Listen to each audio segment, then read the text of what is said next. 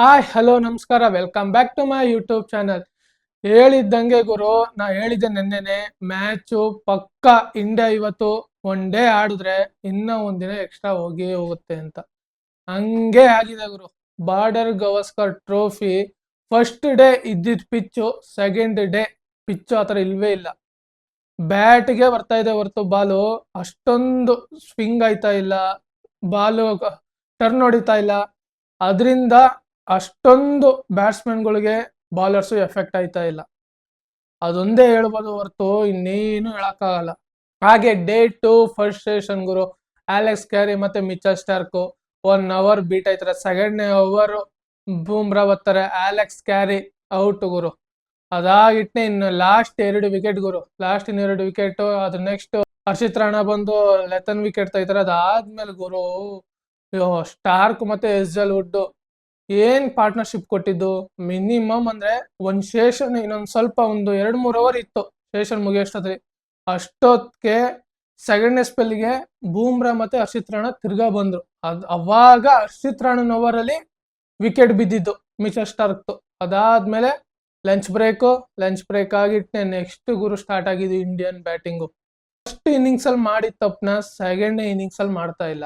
ಅದು ಅಲ್ಲದೆ day 2 pitch ಆ ತರ ಅಂತೂ ಇಲ್ಲ. ಫಸ್ಟ್ ಡೇ ಇದ್ದಂಗೆ ಸೆಕೆಂಡ್ ಡೇ ಪಿಚ್ಚು ಇಲ್ವೇ ಇಲ್ಲ. ನಾಳೆಗೆ ಪಿಚ್ಚು ಹೆಂಗಿರುತ್ತೆ ಅದು ಗೊತ್ತಿಲ್ಲ. ಒಂದ್ ಸ್ವಲ್ಪ ಕ್ರ್ಯಾಕ್ ಬಂದ್ರು ಬರ್ಬೋದು ಪಿಚ್ಚು. ಅದಾದ್ಮೇಲೆ ಗೊತ್ತಾಗೋದು ಬಾಲ್ ನಾಳೆ ಏನಾದ್ರು ಟರ್ನ್ ಗಿರ್ನ್ ಆಗುತ್ತಾ ಅಂತ. ಹೆಂಗೆ ಅಂದ್ರೆ ಪಿಚ್ಚು ದಿನ ದಿನ ಚೇಂಜ್ ಆಯ್ತಾ ಇರುತ್ತೆ, ಅದಕ್ಕೋಸ್ಕರ ಹೇಳ್ತಾ ಇರೋದು. ಇದು ಗುರು ಬ್ಯಾಟಿಂಗ್ ಅಂದ್ರೆ. ಇವಾಗ ನೋಡಿ, ಫಸ್ಟ್ ಇನ್ನಿಂಗ್ಸ್ ಅಲ್ಲಿ ಆಡಿದ್ದಕ್ಕೂ ಸೆಕೆಂಡ್ ಇನ್ನಿಂಗ್ಸ್ ಅಲ್ಲಿ ಆಡಿದ್ದಕ್ಕೂ ಫುಲ್ ಡಿಫ್ರೆನ್ಸ್ ಐತೆ.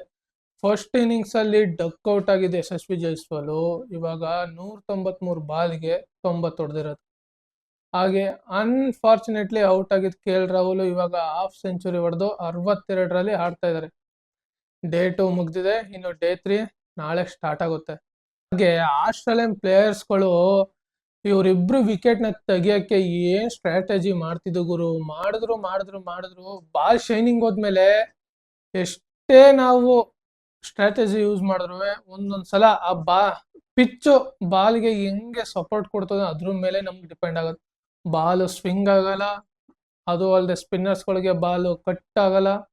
ಅದಕ್ಕೋಸ್ಕರ ಬರೀ ಬಾಲು ಏನಿಲ್ಲ ನೀಟಾಗಿ ಬ್ಯಾಟ್ಗೆ ಹೋಯ್ತದೆ. ಅದಕ್ಕೋಸ್ಕರ ಗುರು ಇಲ್ಲಿವರೆಗೂ ಸ್ಟ್ರಾಟಜಿ ಅಂತೂ ತುಂಬಾ ಯೂಸ್ ಮಾಡ್ರೆ ಆಸ್ಟ್ರೇಲಿಯನ್ಸು, ಆದ್ರೆ ಒಂದು ವಿಕೆಟ್ ಬಿದ್ದಿಲ್ಲ. ನಾಳೆ ಡೇ 3 ಏನಾಗುತ್ತೋ ಅದಂತೂ ಗೊತ್ತಿಲ್ಲ. ಪಿಚ್ಚು ಇವತ್ತಿರಂಗೆ ನಾಳೆ ಇರುತ್ತಾ ಅಂತ ಹೇಳಕ್ಕೂ ಸಾಧ್ಯ ಇಲ್ಲ.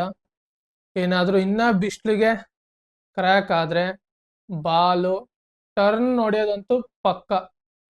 ಅದು ಅಲ್ಲದೆ ಇನ್ನು 30 ಓವರ್ ಆಗಿಟ್ನೆ ನ್ಯೂ ಬಾಲ್ ಬರುತ್ತೆ. ಅಂದ್ರೆ ಫಸ್ಟ್ ಸೆಷನ್ ಮುಗ್ದಿಟ್ನೆ ಸೆಕೆಂಡ್ ಸೆಷನ್ಗೆ ಅವರು ನ್ಯೂ ಬಾಲ್ ತಗೋತಾರೆ. ನ್ಯೂ ಬಾಲ್ ತಗೊಂಡಾದ್ಮೇಲೆ ಎಫೆಕ್ಟಿವ್ ಹೆಂಗಿರುತ್ತೆ ಅಂತ ಗೊತ್ತಿಲ್ಲ. ಎಲ್ಲ ನಾಳೆನೆ ನೋಡ್ಬೇಕು ಹೆಂಗಿರುತ್ತೆ ಅಂತ. ಹಾಗೆ ಇಂಡಿಯಾ ಇವಾಗ 172ಕ್ಕೆ ಯಾವುದೇ ವಿಕೆಟ್ ಇಲ್ಲ. ಹಾಗೆ ಇಂಡಿಯಾ 218 ರನ್ಗಳ ಲೀಡ್ ಇದೆ. ಇದು ಬೇಕಾಗಿದ್ದು. ಇನ್ನ ನಾಳೆನು ಆಡಿದ್ರೆ ಅದು ನೆಕ್ಸ್ಟ್ ಇನ್ನ 2 ದಿನ ಇದೆ. ಅದಕ್ಕೋಸ್ಕರನೇ ನಾಳೆ ಫುಲ್ ಡೇ ಇಂಡಿಯಾ ಆಡ್ಲೇಬೇಕು. ಆಡಿ ಮಿನಿಮಮ್ ಅಂದ್ರೂ ಒಂದು 400 to 450 ರನ್ನ ಲೀಡ್ ಕೊಡ್ಲೇಬೇಕು. 450 ಆಗಿದ್ರೆ 500 ಕೊಟ್ರು ನೋ ಪ್ರಾಬ್ಲಮ್ ಗುರು. ಇಂಡಿಯನ್ ಬಾಲರ್ಸು ಒಂದ್ ಸ್ವಲ್ಪ ವಿಕೆಟ್ ತೆಗಿಯಕ್ಕೆ ಒಂದ್ ಸ್ವಲ್ಪ ಹೆಲ್ಪ್ ಆಗುತ್ತೆ, ಅದಂತೂ ನಿಜ. ನಾವು ಹಂಗೆ ಅನ್ಕೊಬಿಡ್ತೀವಿ ಫಸ್ಟ್ ಇನ್ನಿಂಗ್ಸ್ ಅಲ್ಲಿ ಇಂಡಿಯನ್ ಬಾಲರ್ಸ್ಗಳು ಬೆಂಕಿಯಾಗ ವಿಕೆಟ್ ತೆಗ್ದವ್ರೆ ಅಂತ.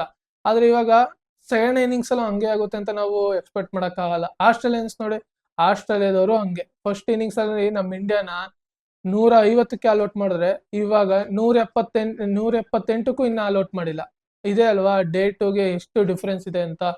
ಅದಕ್ಕೋಸ್ಕರನೇ ಇಂಡಿಯಾ ಇವತ್ತು ಫುಲ್ ಡೇ ಆಡಿದೆ. ಹಾಗೆ ನಾಳೆನು ಫುಲ್ ಡೇ ಆಡಿ ಆದ್ರೂ ನಾಳೆಗ್ ಡಿಕ್ಲೇರ್ ಕೊಟ್ರೆ ಬೆಂಕಿಯಾಗಿರುತ್ತೆ ಗುರು ಬ್ಯಾಟಿಂಗ್ ಆಡಕ್ಕೆ.